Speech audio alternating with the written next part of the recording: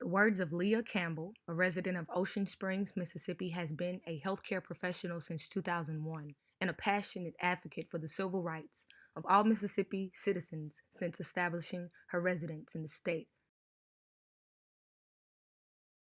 There are a lot of white Mississippians who use the argument of that the Confederate emblem represents heritage and not hate. And I think there are a couple reasons for this. Number one, they honestly don't know what the symbol truly represents.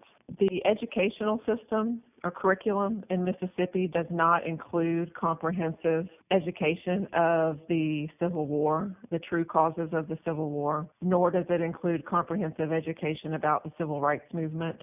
And many Mississippians are taught a history of the Civil War and a history of the Confederacy that is frankly not true. Since the end of the Civil War, former Confederates have perpetuated this idea that the Confederacy fought for states' rights, and they have completely eliminated or erased the fact that the Confederacy fought to maintain and expand the institution of slavery. This particular flag containing the Confederate emblem was adopted in 1894, and it included the Confederate emblem as a way to say, this is who we are. This is the symbol of our state. It contains the Confederate emblem. The Confederacy fought to maintain and to expand the institution of slavery. The Confederate emblem itself also is a symbol of explicit white supremacy. And that's not my interpretation. Those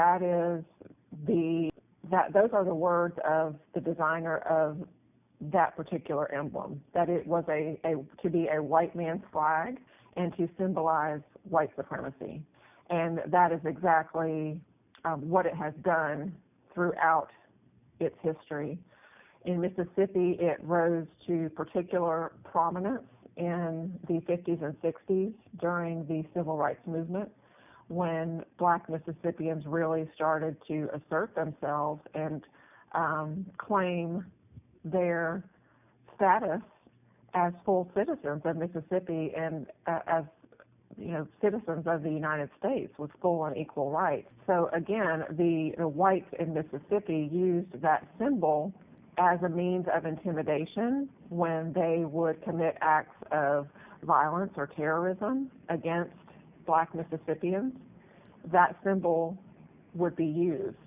I think supporters of the Confederate emblem and the current state flag defend it so adamantly because if they were to give in on this issue, it would be admitting that they were wrong. It would mean what they've been taught and what has been passed down to them through the generations was wrong. And that's a very hard thing to do, especially in very prideful people. And Southerners are very prideful people. No one wants to admit that their parents or their grandparents or their great-grandparents were wrong. And also, no one wants to give away any power. And to admit that you're wrong requires giving up some of your power, the power of being right, the power of being first and in charge. I want to be really cautious. I don't want to be interpreted as me speaking for people of color or other minorities in Mississippi. I would never presume to do that. I know that my experience as a white woman in Mississippi is extremely different from persons of color in Mississippi. And so just telling you what people of color and other minorities have told me regarding their experience or what they feel when they see the Confederate flag or when they see our state flag. The overwhelming feedback that I get in my conversations with people of color, with gay people, with Jewish people in Mississippi is that the flag, the Confederate emblem, is painful because it represents a history of violence, intimidation, and discrimination against non-white citizens of Mississippi. And so how could it represent anything else but that? How could a symbol of white supremacy bring positive or good feelings to non-white citizens? A lot of Mississippians, and particularly Mississippians of the older generation who were alive or participated in the civil rights movement of the 50s and 60s, say they know exactly what that symbol represents, and that symbol was used repeatedly by white Mississippians as a tool to harass and intimidate them and to remind them on a continual basis that they are not equal to the white citizens of Mississippi, that they were second-class citizens, that their value as citizens and as human beings was less than that of the white citizens. And that's why the symbol has to go. We are all equal as human beings. The color of our skin, the religion that we practice, who we choose to love, where we choose to worship, how much money we make, our level of education, the way we look does not determine our value as human beings.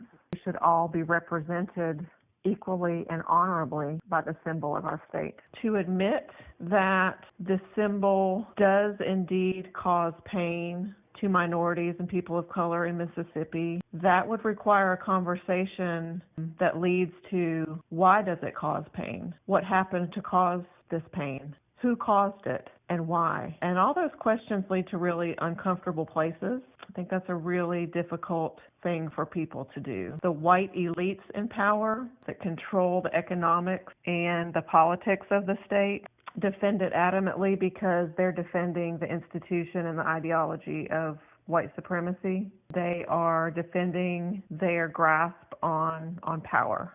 They don't want to give any of that up. And to agree to change the flag or to remove a symbol that holds so much significance to them would require giving up some power or perhaps opening the door to sharing some power. Leah Campbell serves on the board of directors of Mississippi ACLU and has collaborated with other social justice advocacy organizations, including the Human Rights Campaign, the Flags for All Mississippians Coalition, the We Are All Mississippi Coalition, the Come As You Are, the Mississippi Rainbow Center, the Mississippi's Immigrants Rights Alliance, and the AIDS Healthcare Foundation. She also is a member of the Jackson County branch of the Mississippi NAACP, HRC Mississippi, and the STEPS Coalition.